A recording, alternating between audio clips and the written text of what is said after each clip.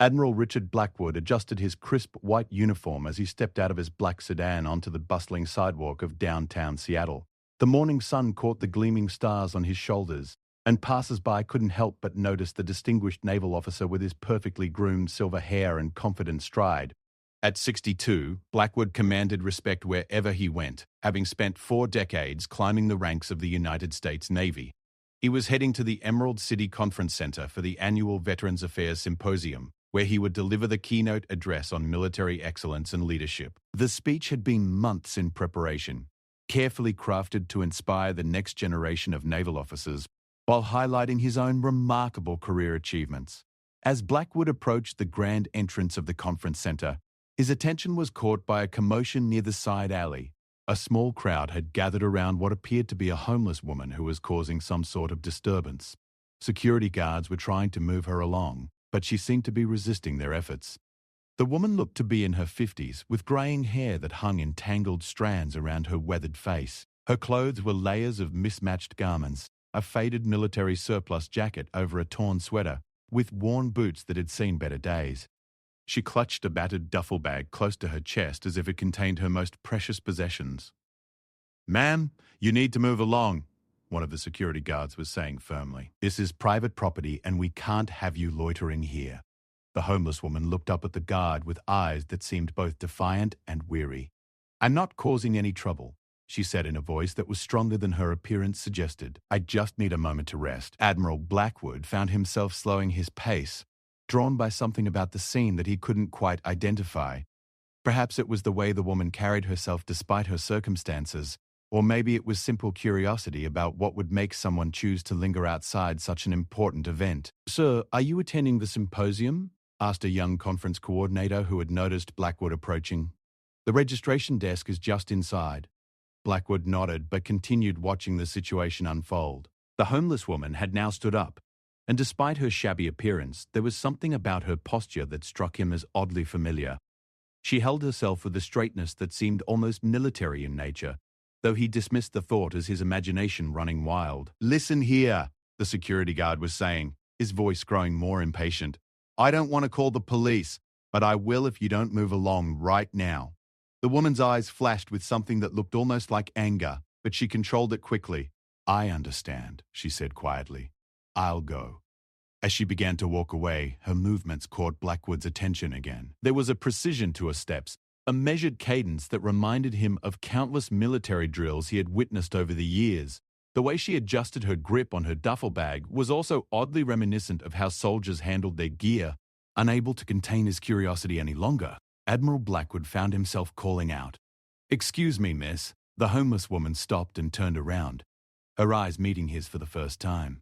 There was something in her gaze that made him pause, an intelligence and alertness that seemed at odds with her current circumstances. "Yes?" she asked, her voice carrying a note of wariness. Blackwood approached her slowly, aware that the security guards and other onlookers were watching the interaction with interest. "I couldn't help but notice, were you ever in the military?" The question hung in the air for a moment, and something shifted in the woman's expression. A slight smile played at the corners of her mouth, though it didn't quite reach her eyes. "What makes you think that?" she asked, tilting her head slightly. "Your posture, the way you walk. There's something about you that seems familiar," Blackwood replied, though he was beginning to feel somewhat foolish for engaging with a homeless person in front of so many professional colleagues. The woman's smile widened just a fraction. "You have a good eye, Admiral." Blackwood was startled. "How did you know my rank?" "Your uniform makes it pretty obvious," she said, gesturing toward his shoulder boards. "Plus, I've seen enough naval officers in my time to recognize the bearing." "So you were military?" Blackwood pressed, his curiosity now fully aroused. "Once upon a time," the woman replied cryptically, "a long time ago." One of the conference coordinators approached them nervously. "Admiral Blackwood, sir, we're ready for your pre-speech briefing whenever you're available." Blackwood glanced at his watch and realized he was indeed running late. He looked back at the homeless woman, who had already begun to turn away. "Wait," he called out again. "What's your name?" The woman paused, looking back over her shoulder. "Catherine," she said simply. "Catherine Mills." "Well, Catherine Mills, thank you for your service, whatever it was." Blackwood said with the automatic courtesy he extended to all veterans. Catherine's smile returned, and this time there was something almost amused about it. "You're very welcome, Admiral. Enjoy your speech." As Blackwood watched her walk away, he couldn't shake the feeling that there was more to Catherine Mills than met the eye. The way she had said his rank, the confidence in her voice despite her circumstances, and most of all, that enigmatic smile. It all added up to a puzzle that nagged at the back of his mind. Inside the conference center, Blackwood went through the motions of his pre-speech preparations, but his thoughts kept drifting back to the encounter in the alley. During his briefing with the event organizers, he found himself only half listening as they went over the schedule and logistics for his presentation. "Admiral, is everything all right?" asked Dr. Sarah Chen, the symposium director. "You seem a bit distracted." "I'm fine," Blackwood replied, forcing his attention back to the matter at hand. "Just thinking about the speech." But that wasn't entirely true. He was thinking about Catherine Mills and wondering what circumstances had led a former service member to end up living on the streets.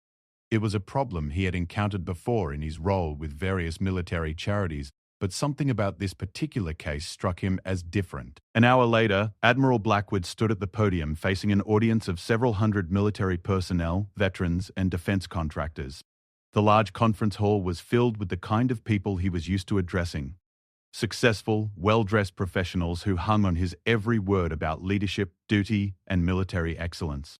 "Ladies and gentlemen," he began, his voice carrying easily through the sound system, "today I want to talk to you about what it truly means to serve your country with distinction."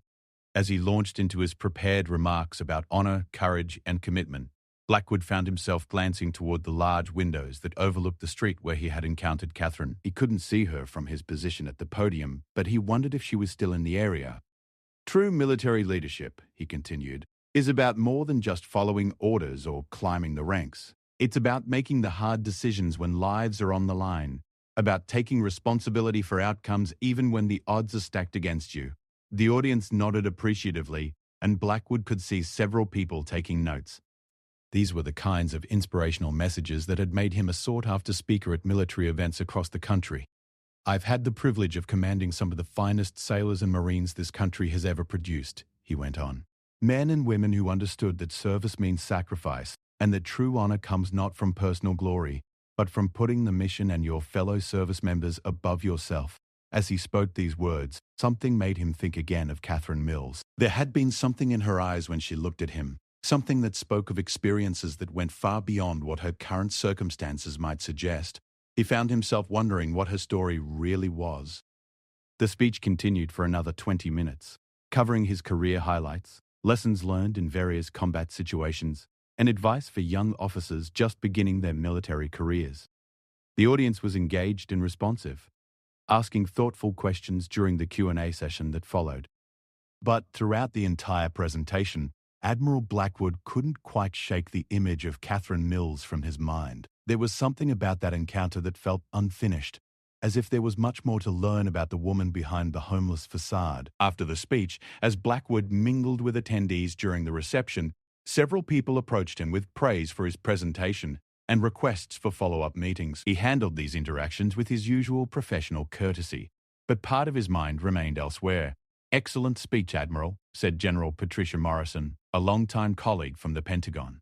"Your points about leadership under pressure really resonated with the audience." "Thank you, Patricia," Blackwood replied. "Though I have to admit, I've been thinking a lot lately about the veterans who don't get the recognition they deserve, the ones who served with distinction but somehow fell through the cracks." General Morrison nodded thoughtfully.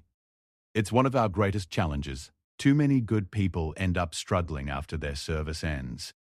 As the reception wound down, Admiral Blackwood found himself looking out the conference center windows again, scanning the street for any sign of Catherine Mills.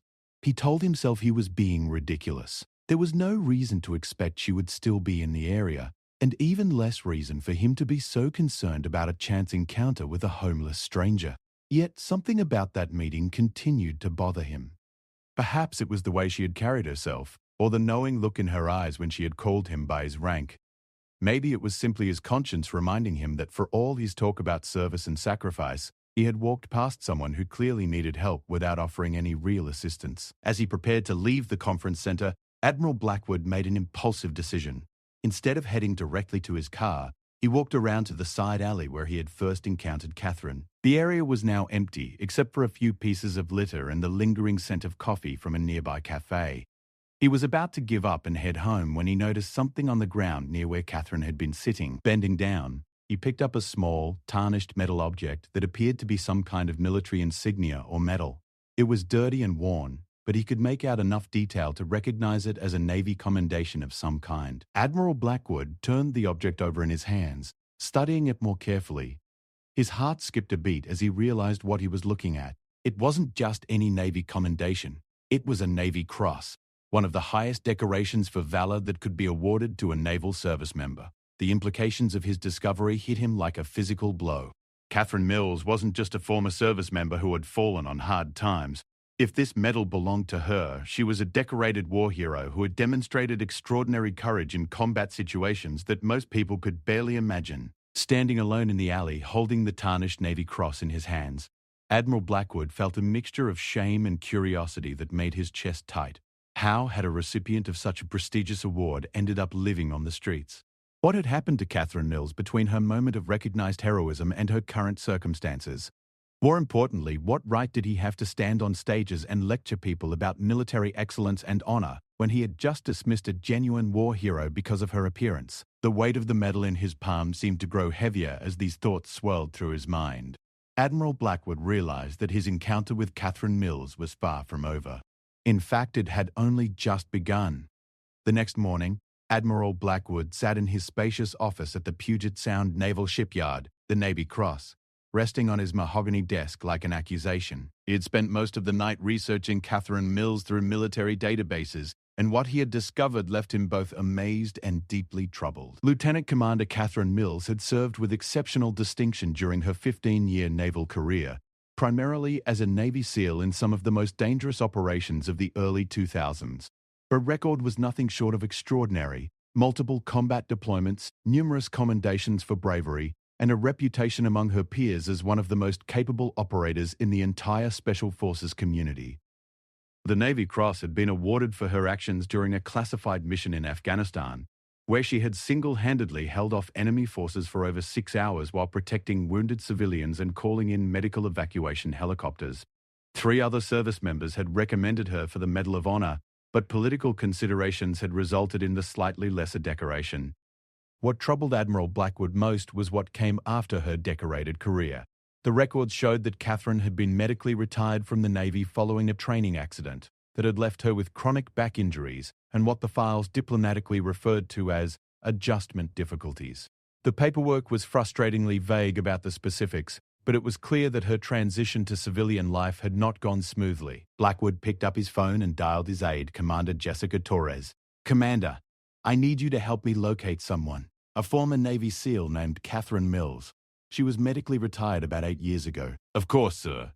May I ask what this is regarding?" "Personal matter," Blackwood replied. "But it's important." Over the next several hours, Commander Torres worked her network of contacts throughout the veteran community in Seattle. What she discovered painted a heartbreaking picture of a war hero's fall from grace. Catherine Mills had struggled significantly after leaving the Navy. The physical injuries from her accident had been compounded by severe post-traumatic stress disorder that had gone largely untreated during her active duty years. She had attempted to hold various civilian jobs, but the transition from high-stakes military operations to mundane office work had proven nearly impossible. Her marriage had ended in divorce when her husband couldn't cope with her nightmares and increasingly erratic behavior. She had lost her house when she was unable to maintain steady employment, and despite her military pension, various factors including medical bills and poor financial decisions had gradually eroded her resources. "Sir," Commander Torres reported back to Admiral Blackwood that afternoon, "I've located her current situation. She's been staying at a homeless shelter downtown for the past 6 months. The staff there know her well. Apparently she helps with security and conflict resolution, and she's quite popular among the other residents." "What else did you learn?" "Well, sir, it's interesting. The shelter director, a man named David Rodriguez, says Catherine is one of the most remarkable people he's ever met. She's essentially become an unofficial counselor for other veterans who end up there. She helps them navigate the VA system, provides emotional support, and has apparently prevented several suicides just through her presence and willingness to listen." Admiral Blackwood absorbed this information with a mixture of admiration and guilt. Here was a genuine war hero who was using her own difficult circumstances to help others, while he had initially dismissed her as just another homeless person causing a disturbance. "There's more, sir," Commander Torres continued. "Rodriguez says Catherine has turned down multiple offers of better housing and assistance. She claims she has everything she needs and prefers to stay where she can help other veterans. He thinks she's dealing with some kind of survivor's guilt and doesn't believe she deserves better treatment." That evening, Admiral Blackwood drove to the Pioneer Square area of downtown Seattle where the shelter was located. The building was a converted warehouse in an area that had seen better days, surrounded by the kind of urban decay that most successful people like himself usually drove through quickly without really seeing. Inside the shelter, the atmosphere was surprisingly warm despite the institutional setting. The main room was filled with cots and small personal spaces where dozens of people had created makeshift homes from their few possessions. The air smelled of industrial cleaning supplies mixed with coffee and something that might have been soup. Admiral Blackwood felt distinctly out of place in his expensive civilian clothes, and he noticed that several residents were eyeing him with suspicion. He approached the front desk where a tired-looking woman in her 30s was handling check-ins for the evening. "I'm looking for Catherine Mills," he said quietly. "I met her yesterday and wanted to follow up on something." The woman looked him up and down critically. "You're not a cop, are you? Or social services?" "No, nothing like that. I'm a friend." Before the woman could respond, a familiar voice spoke from behind him. "Admiral Blackwood, I wondered if you might show up here." He turned to find Catherine Mills standing near the entrance to what appeared to be a dining area.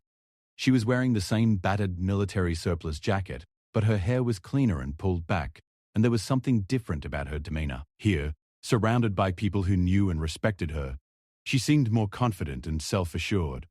"Catherine," he said, suddenly feeling awkward, "I wanted to talk to you about something." She studied his face for a moment, then nodded toward a quiet corner of the main room.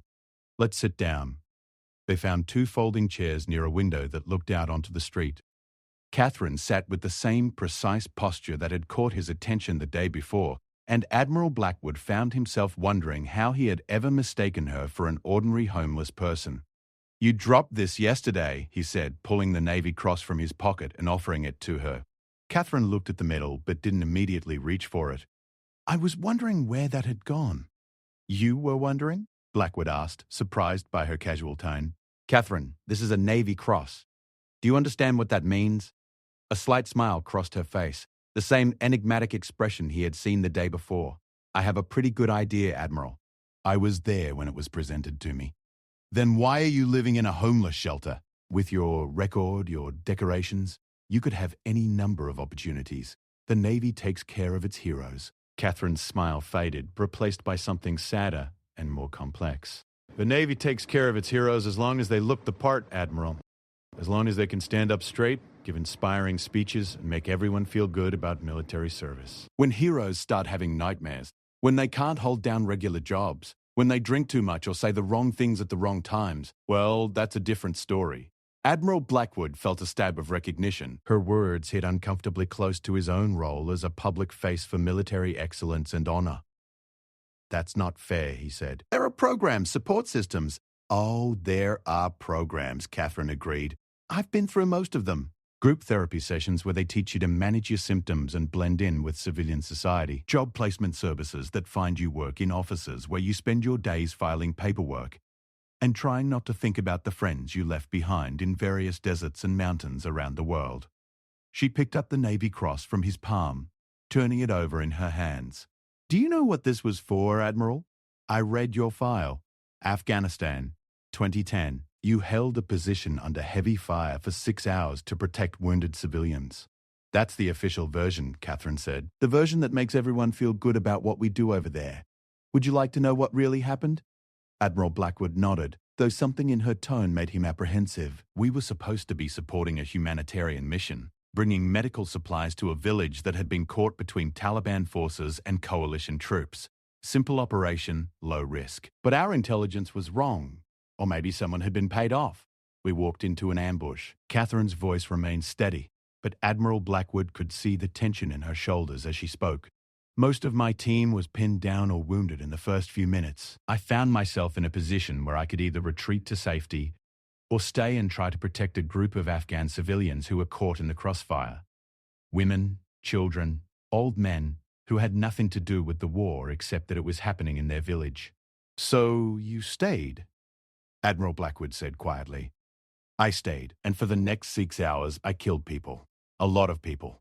Some of them weren't much older than children themselves. I told myself it was necessary, that I was protecting innocent civilians, that every person I shot was someone who would have murdered those families without hesitation." Catherine looked directly at him, and Admiral Blackwood saw something in her eyes that he had never noticed in the countless decorated officers he had known over the years.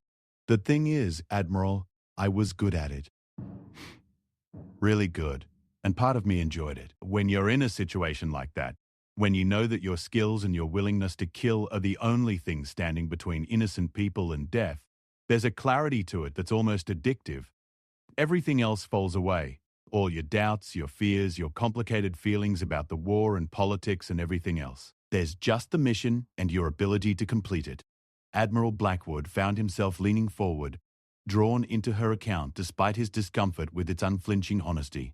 "By the time the helicopters arrived, I had single-handedly eliminated an entire Taliban cell. 23 confirmed kills. The civilians were safe, my teammates were going to live, and I had performed exactly as I had been trained to perform. When they gave me this medal, they called me a hero." Catherine held up the Navy Cross, letting it catch the fluorescent light from overhead. "But here's what they don't tell you at the award ceremonies, Admiral. When you're that good at killing, when you can function effectively in situations that would break most people, it changes you in ways that don't always translate well to civilian life. The same mental processes that made me an effective operator made it almost impossible for me to care about normal things like paying bills on time or showing up for office jobs or making small talk at dinner parties." Admiral Blackwood was beginning to understand something that his years of leadership positions and award ceremonies had never taught him. "After I was medically retired, I spent years trying to figure out how to be normal," Catherine continued. "I went to therapy, took medications, tried to build a civilian life that looked like what everyone expected from a war hero, but it was all pretending. The only times I felt like myself were when I was helping other veterans who were going through similar struggles." "So you came here," Admiral Blackwood said. "So I came here. And you know what I discovered? There are a lot of us, Admiral. A lot of people who served with distinction and then found themselves unable to fit into the neat categories that society has for veterans. We're supposed to be either inspiring success stories who prove that military service builds character, or tragic casualties who deserve sympathy and support.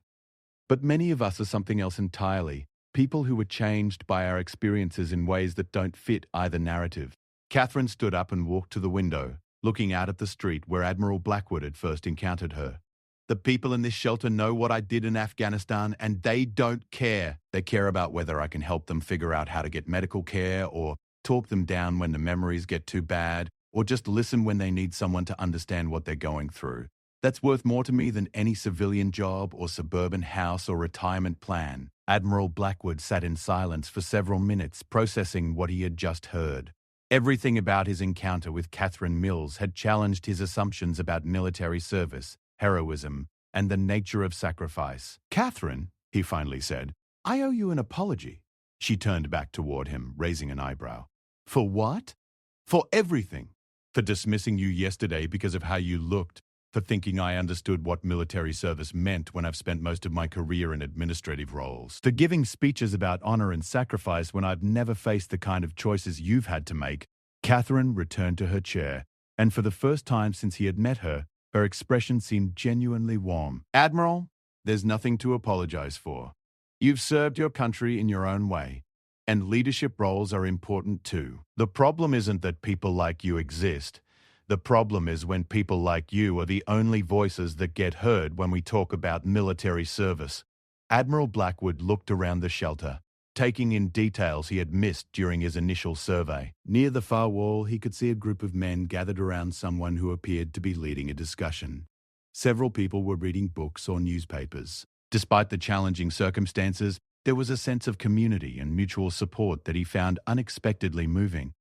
"What would you want people like me to understand?" he asked. Catherine considered the question carefully. "That service takes many different forms, and so does sacrifice. The guy over there," She pointed toward an older man who was helping sort donated clothing, lost both legs in Iraq, and spent 3 years learning to walk again. The woman by the food line was a military police officer who developed PTSD after investigating a series of sexual assaults on her base. The young man in the corner was a Marine sniper who can't handle loud noises anymore but still volunteers to help other veterans navigate the disability system. These are all heroes, Admiral. But they're not the kind of heroes who get invited to give speeches at conferences. They're not the kind of heroes whose stories make people feel good about supporting the military. But their service and their ongoing struggles are just as real and just as valuable as anything that gets celebrated in award ceremonies. Admiral Blackwood felt the weight of her words settling on him like a heavy coat. For years he had been the public face of military excellence, the kind of officer whose career arc made for inspiring stories about dedication and achievement. But sitting in this homeless shelter, talking to a woman whose service record made his own accomplishments seem almost trivial, he was beginning to understand how narrow his perspective had been. "What can I do?" he asked simply. Catherine's smile returned, and this time it reached her eyes. "You can remember this conversation the next time you give one of your speeches, Admiral. You can remember that there are people like us out here, people who serve just as honorably as anyone but whose stories don't fit the narrative that makes everyone comfortable." As Admiral Blackwood prepared to leave the shelter that night, he realized that his encounter with Catherine Mills had fundamentally changed something in his understanding of what it meant to serve. But he also sensed that there were still more layers to her story, more complexities that he hadn't yet uncovered. The Navy Cross in his pocket felt heavier than ever as he walked back to his car, and he found himself wondering what other secrets Catherine Mills might be carrying. 3 weeks later, Admiral Blackwood found himself standing at the same podium where he had delivered his speech on military excellence. But this time he was facing a very different audience. The conference room was filled with VA administrators, social workers, veteran advocacy groups, and several members of Congress who were investigating gaps in veteran services. The presentation he was about to give had been months in the making. Triggered by his encounters with Catherine Mills and subsequent visits to homeless shelters, veteran support groups, and transitional housing programs throughout the Pacific Northwest, what he had discovered during those visits had shaken his fundamental understanding of military service and its aftermath. "Ladies and gentlemen," Admiral Blackwood began, his voice carrying the same authority it always had, but with a different quality, something more humble and uncertain. "I want to talk to you today about a crisis that exists in the shadows of our military success stories." As he clicked to his first slide, which showed statistics about veteran homelessness and suicide rates, Admiral Blackwood thought about Catherine Mills. She had agreed to attend today's presentation, and he could see her sitting in the back row, wearing clean civilian clothes that someone from the veteran advocacy group had provided. She looked uncomfortable in the formal setting, but she had insisted on being present. 3 weeks ago, I met a woman outside a conference where I was speaking about military leadership and excellence, Admiral Blackwood continued. I initially dismissed her as a homeless person causing a disturbance. What I learned later fundamentally changed my understanding of what we owe to those who serve. Over the next hour, Admiral Blackwood presented a comprehensive overview of the challenges facing veterans who didn't fit into neat categories of success or victimhood. He talked about the psychological impact of transitioning from high-stakes military operations to civilian life, about the inadequacy of support systems that focused on employment and housing while ignoring the deeper issues of identity and purpose that many veterans struggled with. But the real power of his presentation came when he invited Catherine Mills to join him at the podium. "I'd like you to meet Lieutenant Commander Catherine Mills, U.S. Navy, retired," Admiral Blackwood said as Catherine made her way to the front of the room, winner of the Navy Cross, 2 Purple Hearts, and more commendations for valor than I have time to list. She's also been homeless for the past year. A murmur ran through the audience as Catherine took her place beside him. Admiral Blackwood could see the surprise and confusion on many faces. This composed woman in professional attire clearly challenged their preconceptions about what a homeless veteran looked like. "I asked Catherine to speak with you today because her story illustrates something that our current system fails to address," Admiral Blackwood said. "The reality that some of our most decorated heroes are also the least likely to succeed in traditional civilian support programs." Catherine stepped forward to the microphone, and Admiral Blackwood was struck again by the transformation in her bearing when she was in a position to help others. The uncertain, defensive woman he had first met outside the conference center had been replaced by someone who radiated quiet confidence and authority. "When Admiral Blackwood first approached me 3 weeks ago," Catherine began, I thought he was just another officer who wanted to feel good about himself by expressing concern for veterans. I've met a lot of those people over the years, well-meaning individuals who are shocked to discover that military heroes can end up living on the streets. Her voice was clear and strong, carrying easily through the conference room. Admiral Blackwood noticed that everyone was leaning forward slightly, drawn in by her presence. What I didn't expect was for him to actually listen when I tried to explain why conventional support systems often fail people like me. Most officials want simple problems with simple solutions. They want to hear that veterans need job training, or housing assistance, or medical care. Things that can be quantified and addressed through existing programs. Catherine paused, looking out over the audience. But the truth is more complicated than that. Some of us were changed by our service in ways that make traditional civilian life feel impossible. We weren't broken by war. We were shaped by it into something that doesn't have a clear place in peacetime society. A woman in the front row raised her hand. What would you have us do differently? What kind of support would actually be helpful?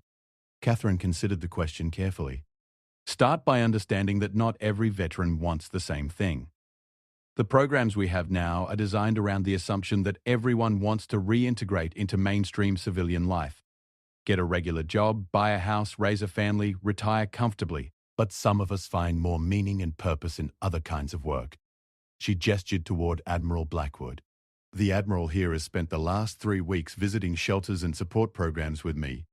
What he discovered is that many of the veterans who use these services don't want to be fixed or rehabilitated. They want to be useful. They want their skills and experiences to matter. Admiral Blackwood nodded, thinking about what he had witnessed during those visits. Veterans who had struggled for years to maintain regular employment were thriving when given opportunities to help other veterans. Former special operations personnel who couldn't handle office environments were excellent at crisis intervention and conflict resolution in challenging situations. One of the most effective support programs I've seen, Catherine continued, is run entirely by veterans who have been through homelessness, addiction, and other serious challenges. They understand things that social workers and counselors with traditional training simply can't grasp. But these programs operate on shoestring budgets because they don't fit into standard funding categories. A man from the Veterans Administration stood up. Are you suggesting we should be funding programs that keep veterans in homeless shelters instead of helping them transition out? Catherine's expression hardened slightly. I'm suggesting you should fund programs that recognize that some veterans find their greatest sense of purpose and community in helping other veterans, regardless of where they happen to sleep at night. The assumption that everyone needs to be moved into individual housing and traditional employment is part of the problem. Admiral Blackwood stepped forward to support her point. What Catherine is describing isn't unique to military veterans. We see similar patterns in other high-stress, high-purpose professions. Firefighters, emergency medical personnel, police officers. People who are accustomed to making life and death decisions often struggle with the transition to lower-stakes civilian work. The difference, Catherine added, is that society provides ongoing roles for firefighters and police officers that utilize their specialized skills and psychological makeup. We don't expect them all to become insurance salesmen or office managers when they're no longer young enough for frontline duty. But we do expect veterans to completely reinvent themselves as civilians, as if their military skills and mindset are only valuable during wartime. Over the next 2 hours, Catherine and Admiral Blackwood fielded questions from the audience and presented detailed proposals for alternative approaches to veteran support. They advocated for funding programs that were run by and for veterans, regardless of whether those programs looked like traditional social services. They recommended recognizing that some veterans might choose unconventional lifestyles while still making valuable contributions to their communities. Most importantly, they challenged the audience to expand their definitions of success and recovery when it came to veteran services. As the presentation concluded, Admiral Blackwood found himself reflecting on how much his own perspective had changed since that first encounter outside the conference center. He had begun this journey thinking he understood military service and leadership, but Catherine Mills had taught him that true understanding required listening to voices that were rarely heard in official settings. During the reception that followed, several attendees approached Catherine with questions and offers of support. Admiral Blackwood was pleased to see that she handled these interactions with grace and intelligence, clearly articulating her views while remaining open to genuine dialogue. "Admiral," said Congresswoman Maria Santos, who had been taking extensive notes during the presentation. "This has been extremely enlightening. I chair the House Subcommittee on Veteran Affairs, and I'd like to explore some of these ideas further. Would you and Miss Mills be willing to testify before Congress?" Admiral Blackwood looked to Catherine, who nodded slowly. "We'd be honored, Congresswoman." As the evening wound down, Admiral Blackwood and Catherine found themselves alone in the conference room, looking out at the same street where they had first met. "You know," Catherine said, "when I dropped that medal 3 weeks ago, I thought I was done with all this. I thought I had found my place helping other veterans, and that was enough." "And now?" Admiral Blackwood asked. "Now I'm thinking that maybe there's more work to be done. Maybe the skills I developed in the military aren't just useful for direct service. Maybe they're also useful for changing the systems that determine how society treats veterans." Admiral Blackwood smiled. "I've been thinking something similar about my own role. For years, I've been the kind of officer who gives inspiring speeches about military values. But maybe it's time for me to use my position to amplify voices like yours instead of just adding to the chorus of official perspectives." Catherine picked up her purse and prepared to leave. "You realize this is going to complicate your career, don't you? Challenging conventional approaches to veteran services isn't exactly the safe path for a senior military officer." "Probably," Admiral Blackwood acknowledged. "But 3 weeks ago, I would have said that giving speeches about honor and duty was the most important contribution I could make to military service. Now I understand that real honor sometimes requires risking your reputation to do what's right." As they walked toward the exit together, Admiral Blackwood realized that his initial amusement at encountering a homeless woman outside the conference center had evolved into something much more significant. Catherine Mills had not only revealed her own remarkable record of service, but she had also revealed the limitations of his understanding of what service really meant. The next morning, Admiral Blackwood sat in his office drafting a memo to his superiors at the Pentagon. In it, he outlined his proposal for a new initiative that would fundamentally change how the Navy approached veteran transition services. It was a proposal that would likely generate controversy and resistance, but he was no longer concerned about maintaining his image as a safe, conventional leader. On his desk, next to his computer, sat the Navy Cross that Catherine had given him to hold during her presentation. She had insisted he keep it temporarily, saying it would remind him of their conversation whenever he faced difficult decisions about how to use his position and influence. Looking at the tarnished medal, Admiral Blackwood thought about the woman who had earned it, and the lessons she had taught him about the difference between ceremonial honor and the kind of courage it took to challenge systems that weren't working. His encounter with Catherine Mills had begun with laughter, his own amused dismissal of someone he hadn't bothered to really see. But it had ended with a revelation that would change not only his own approach to leadership, but potentially the lives of thousands of veterans whose stories had never been heard in the corridors of power, where decisions about their futures were made. Admiral Blackwood picked up his phone to call Catherine. They had work to do, and for the first time in years, he felt like the work truly mattered in ways that went far beyond his own career advancement. The homeless woman, who had seemed like such an unlikely teacher, had revealed herself to be exactly the kind of hero the military and the country needed, even if they had been too blind to recognize her worth. In the end, the deadly record that Catherine Mills had revealed wasn't just her exceptional combat performance, but her ability to challenge assumptions and force uncomfortable truths into the light. It was a different kind of courage than what had earned her the Navy Cross, but Admiral Blackwood was beginning to understand that it might be even more important for the battles that lay ahead.